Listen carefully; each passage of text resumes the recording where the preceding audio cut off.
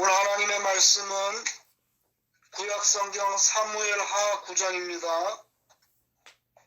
구약성경 476페이지 사무엘하 9장 1절에서 8절까지 한 절씩 교독하고 마지막 절은 우리가 같이 받들어 읽겠습니다. 내가 먼저 1절을 읽겠습니다. 다윗이 이르되 사울의 집에 아직도 남은 사람이 있느냐? 내가 요나단으로 말미암아 그 사람에게 은총을 베푸리라 하니라. 사울의 집에는 종 한 사람이 있으니 그의 이름은 시바라. 그를 다윗의 앞으로 부르매 왕이 그에게 말하되 네가 시바냐 하니 이르되 당신의 종이니이다 하니라. 왕이 이르되 사울의 집에 아직도 남은 사람이 없느냐?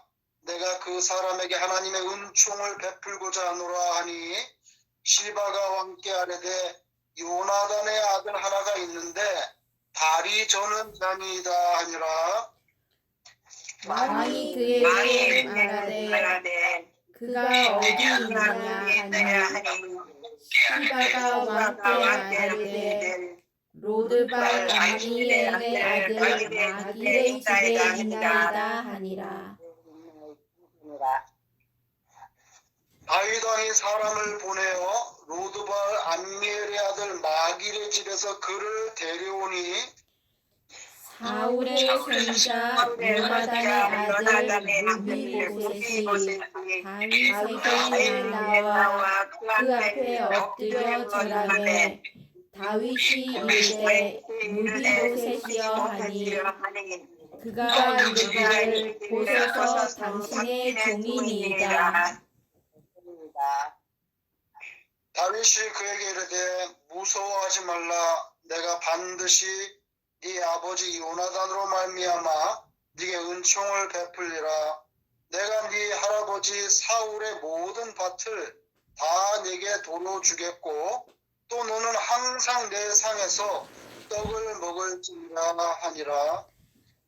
그가 저러이가 이르되 이 종이 무엇이기에 왕께서 그분 개 같은 나를 돌아보시나이까 하니라. 아멘.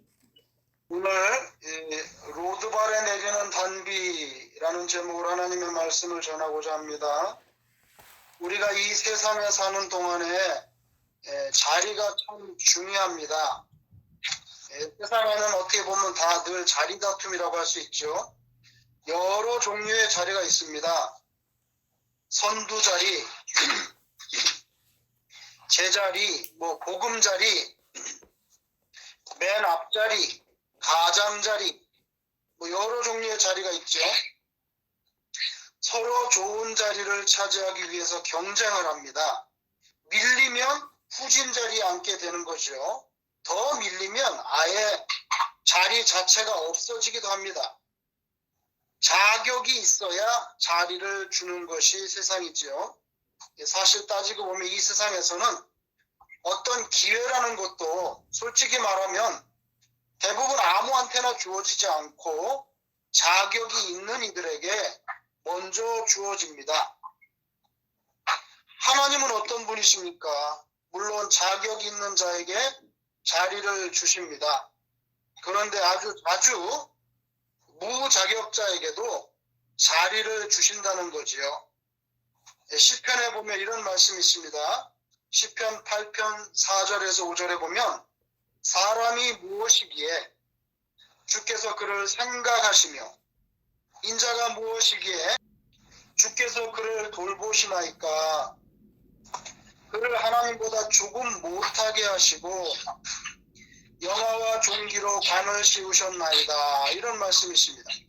하나님께서 인생을 만물의 영장으로 지어주시고 그리고 그런 대우를 받을 자격도 없는 죄인임에도 불구하고 지극히 사랑하셔서 때로 큰 영화와 종기로 관을 씌워주신다고 신앙 간증을 하고 있는 것입니다. You have crowned him. 그 다음에 히브리 말로 보면 부카보드 부하달. 이게 뭐냐면 with glory and honor, 영광과 존귀, 영광과 존귀로 관을 씌워주신다는 거죠. 하나님께서 사람을 창조하실 때 하나님의 형상으로 지어주셨으니까 하나님보다 조금 못하게 지어주시는 그런 큰 영광과 존귀를 받은 것이 사실입니다. 하나님께서 우리에게 이만큼 귀한 자리를 주셨는데요. 하나님의 형상을 닮은 만물의 영장의 자리입니다. 그런데 원죄와 자범죄로 그 자리를 잃어버리고 참으로 추하고 보잘것없는 수준이 되고 말았습니다. 선악과를 먹고 나무 사이에 숨은 아담을 보고 하나님께서 질문하셨습니다. 창세기 3장 9절에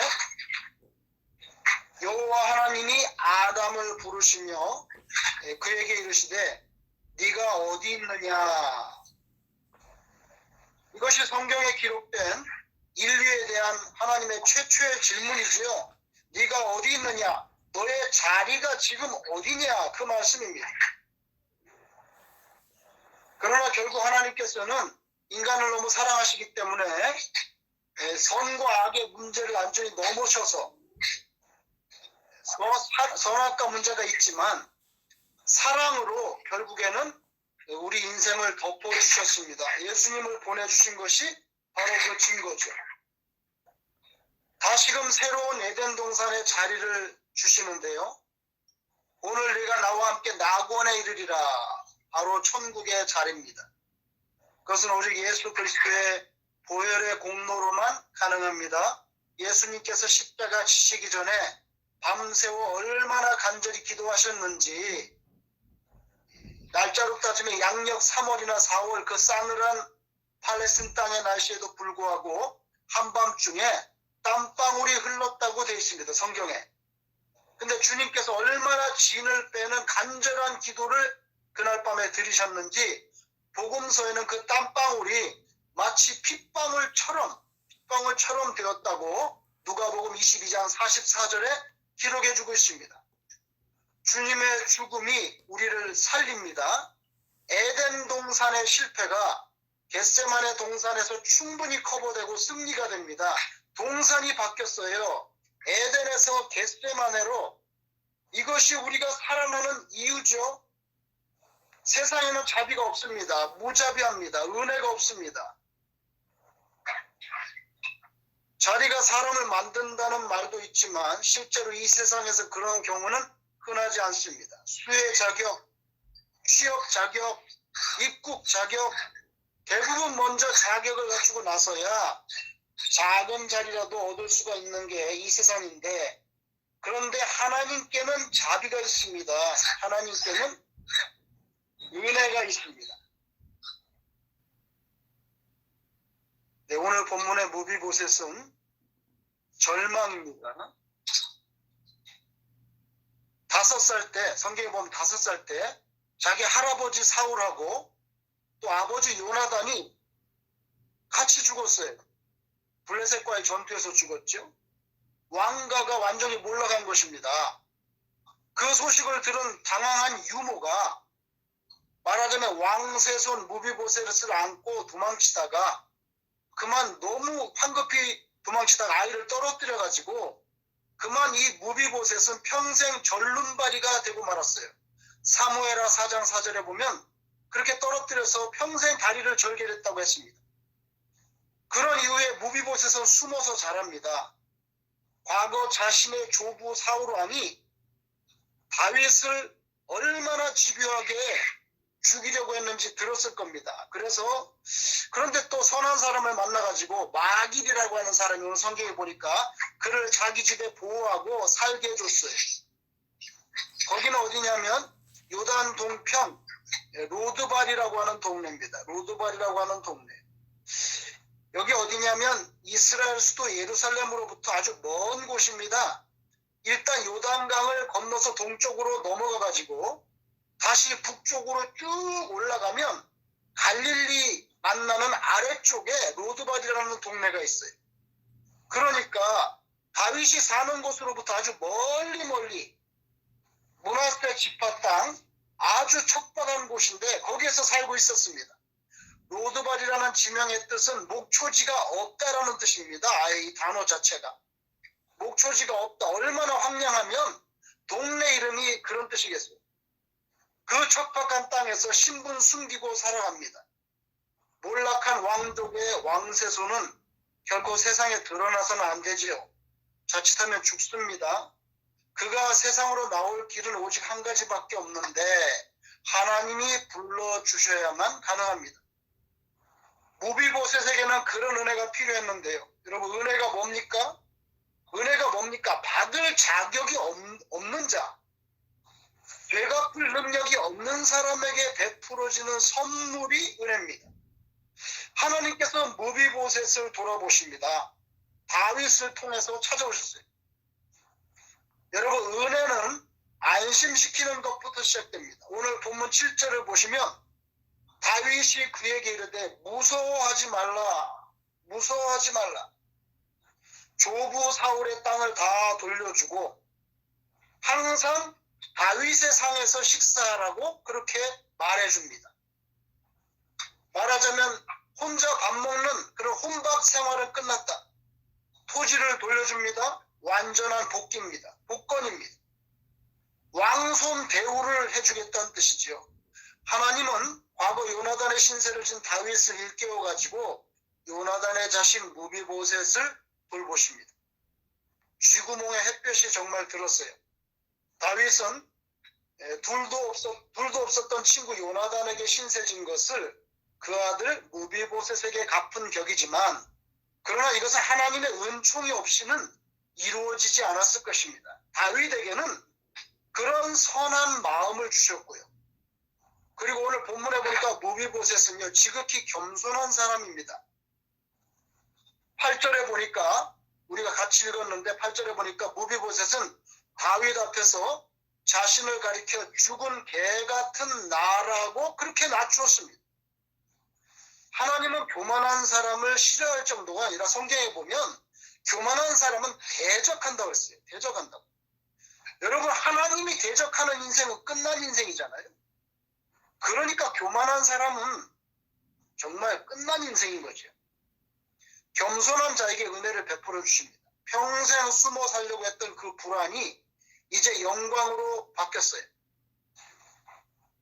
여러분, 가난하게 산다는 건 대단히 불편하지요. 그렇지만 가난하다는 것이 모든 면에서 안 좋은 것은 아닙니다. 신앙에서 가장 중요한 기다림이라는 거, 부르짖음이라는 거, 이런 것들이 오히려 가난한 사람들에게는 가능하기 때문이에요.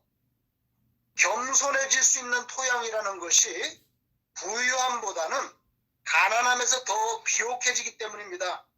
베드로전서 5장 6절에 베드로가 이런 말씀합니다. 그러므로 하나님의 능하신 손 아래에서 겸손하라. 때가 되면 너희를 높이시리라. 그런데 오늘 무비보셋에 보면 이 말씀이 그대로 이루어진 것을 우리가 깨닫게 됩니다. 겸손한 무비보셋을 높여주셨습니다. 불모지 로드발의 은둔자, 그 두더지같이 숨어 살았던 인생이 밝은 빛 가운데로 나올 수 있었습니다. 초목이 없는 황야 로드발에 말하자면 하나님께서 다윗을 통해서 단비를 주시는 거죠. 절름발입니다. 혼자서는 잘 걷지도 못하는 그런 사람에게 이스라엘의 왕자 같은 대우를 받도록 해주셨어요. 현직 최고 권력자 다윗이 든든한 후견자입니다. 아무도 무비보셋을 하대할 수가 없어요. 이것이 은혜입니다. 우리 인생도 본질적으로 실존적으로 로드발 인생이지요. 하나님의 은혜가 아니면 하나님의 자녀가 되는 그 자격, 꿈도 꿀 수 없는 사람들입니다. 하나님의 은혜가 아니면 성찬식에 참여할 그 한 자리를 바라볼 수 없는 인생이지. 무비보셋 같은 우리에게도 하나님께서 예수 그리스도를 통해서 이런 은혜를 받게 해주셨습니다. 살리는 것은 은혜입니다. 죽은 것, 그 죽을 것, 그것을 살리는 것이 은혜지요. 우리가 예수님 때문에 그런 은혜를 받았 받았습니다. 은혜가 뭡니까? 받을 자격 없는 사람에게 주는 선물입니다. 이유가 있고 설명할 수 있어서 받는다고 하면 그건 은혜가 아니고 우리는 그걸 공로라고 말합니다. 이유가 있으니까 상을 받는 거, 설명할 수 있어서 받는 거, 그건 공로죠. 그러나 은혜는 자격 없이 주어지는 것입니다. 이유가 없습니다. 근거가 없습니다. 그냥 일방적으로 쏟아져 내리는 단비, 그게 은혜죠. 지금부터 한 150여 년 전에 독일에서 있었던 이야기인데요. 고아 출신의 피아니스트가 하나 있었는데 무명입니다. 이 무명인 피아니스트가 모처럼 자기 독주회를 갖는 그런 기회를 갖게 됐는데 뭐 이름이 없으니까 누가 그 독주회에 누가 그렇게 많이 오겠어요? 그러니까 광고를 하는데 자기 권위를 더하고 싶어가지고 거짓말을 했습니다. 그 거짓말이가 뭐냐면은 자기가 유명한 그 당시에 유명한 헝가리 출신의 피아니스트이자 작곡가 프란츠 리스트라는 사람이 있었습니다. 그 리스트의 제자라는 거예요, 자기가. 그렇게 이제 광고를 했어요. 리스트는 여러분 프랑스 파리 같은 데서는 피아노의 왕이라고 불렸던 대단한 인물입니다. 그런데 어떻게 마침 리스트가 그 독주회가 열리는 마을에 그때 딱 방문을 하게 된 거예요. 이 무명의 피아니스트가 그걸 알게 됐습니다. 리스트가 온다는 거를. 근데 자기는 독주회 한다고 제자라고 광고도 이미 다 나갔는데 황당한 형편에 처해진 거예요. 아주 궁금해졌습니다. 거짓말을 해갖고 퍼뜨렸으니까 고민하다가 할 수 없이 결국에는 리스트를 찾아갔어요. 거짓말한 잘못을 시인하고 용서를 구했습니다. 그때 리스트가 말했어요. 거짓말은 잘못이다. 사과하고 잘못을 구하니 용서해준다. 한번 연주해봐라. 그래가지고 리스트가 보는 앞에서 피아노를 칩니다. 연주를 듣고 나서는 몇 군데 이렇게 시정을 해줬어요. 잠시 레슨을 줬습니다. 그러면서 나는 지금 당신에게 아주 짧지만 실제로 레슨을 줬습니다. 이제 당신은 진짜 리스트 제자입니다. 연주를 잘 하십시오. 연주할 때 마지막 부분은 학생이 아닌 스승이 연주하겠습니다. 아주 대단한 감동입니다. 무명의 연주 끝부분에 스승이 누굽니까? 자기가 스승이잖아요. 리스트가 출연해가지고 그러니까 성황리에 독주회를 잘 마치게 됐다는 유명한 일화가 있습니다. 여러분 거짓으로 쓴 양력은 잘못이지요. 근데 리스트가 그 동네에서 그것을 알았을 때 만약 사실대로 정죄하고 폭로했다면 그 무명의 피아니스트는 음악계에서 완전 매장됐을 거예요. 근데 반대로 자비로운 은혜를 베풀었습니다. 리스트가 대단한 사람이더라고요. 그 유명한 쇼팽도 무명이었는데 이 쇼팽도 이 파리에서 그 이름을 드러내게 해준 게 누구냐면 리스트예요. 쇼팽의 그 재능을 알아보고 얼마나 이 참 리스트가 훌륭한 사람인지 연주하다가 불을 껐어요. 불을 다 끄고 피아노를 칩니다. 그러니까 전부 다 리스트가 피아노 친 줄 알아요. 근데 나중에 무대 뒤에서 촛불을 들고 여자 한 명이 나와서 피아노로 가까이 오는데 보니까 리스트가 아닌 거예요. 쇼팽이 친 겁니다. 그래가지고 쇼팽이 그때부터 이제 이 세상에 알려지는 거죠. 하여튼 리스트는 참 대단한 사람이었던 것 같아요.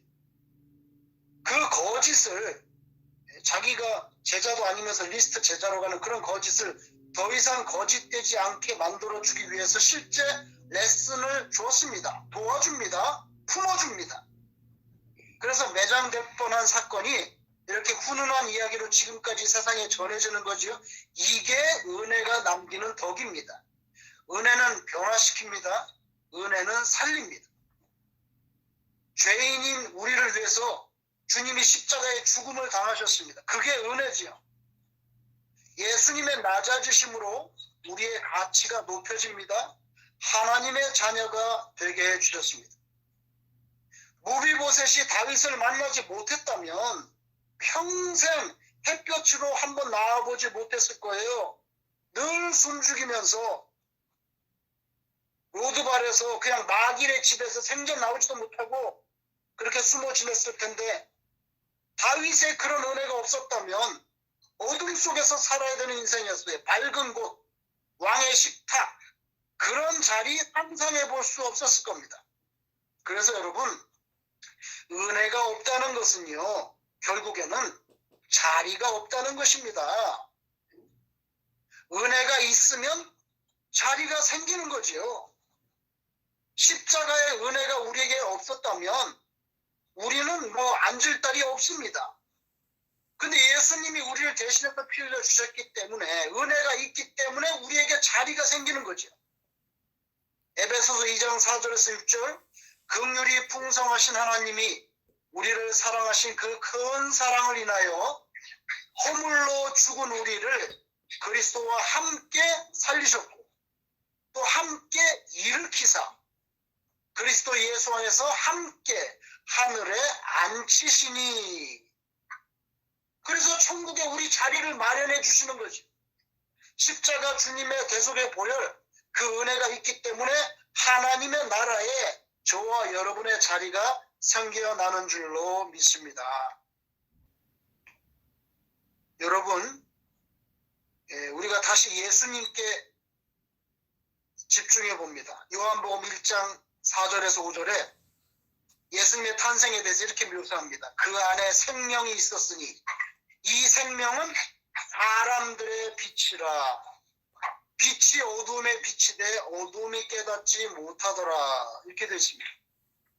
예수님은 이 세상에 오셨을 때 자리를 얻지 못하셨어요. 세상이 주님께 은혜를 끼치지 않았습니다. 이 악한 세상이, 어둠이 빛으로 오신 주님께 은혜를 끼치지 못했어요. 결국 베들레헴 자리가 없으니까. 결국 베들레헴 마구간 구유에 겨우 누우셨잖아요. 세상은 이렇게 주님을 박대했지만 주님은 우리를 친근히 대하십니다. 요한복음 14장 20절에 십자가 지시기 전날 밤 설교하시면서 이렇게 말씀합니다. 너희가 내 안에, 내가 너희 안에 있는 것을 너희가 알리라. 이 세상은 자격이 없으면 어떤 자리도 내어주지 않습니다. 그렇지만 천국은 이런 세상의 질서를 뒤집습니다. 자격 없는 이가 자리를 얻게 되는 거죠. 요한복음 14장 2절에서 3절에 예수님께서 이런 말씀을 하셨어요. 내 아버지 집에 거할 곳이 많도다. 내가 너희를 위하여 거처를 예비하러 가노니, 가서 너희를 위하여 거처를 예비하면 내가 다시 와서 너희를 내게로 영접하여 나 있는 곳에 너희도 있게 하리라. 자리를 만들어 주시겠다는 그런 약속의 말씀입니다. 저와 여러분이 천국의 소망을 품게 된 것이 예수님의 이 약속의 말씀 때문이지요. 무비보셋이 받은 것 같은 그런 자리, 왕의 식탁, 주님이 저와 여러분에게도 주시는 줄로 믿습니다. 로드발에 단비가 내렸어요. 그 목초지가 아예 없다고 하는 그런 동네, 그 로드발에 다윗을 통해서 하나님이 단비를 주십니다. 무비보셋에게. 저와 여러분께도 그런 은혜가 매일매일 새롭게 체험되어지기를 주님 이름으로 축원합니다. 아멘. 잠깐 기도드리겠습니다.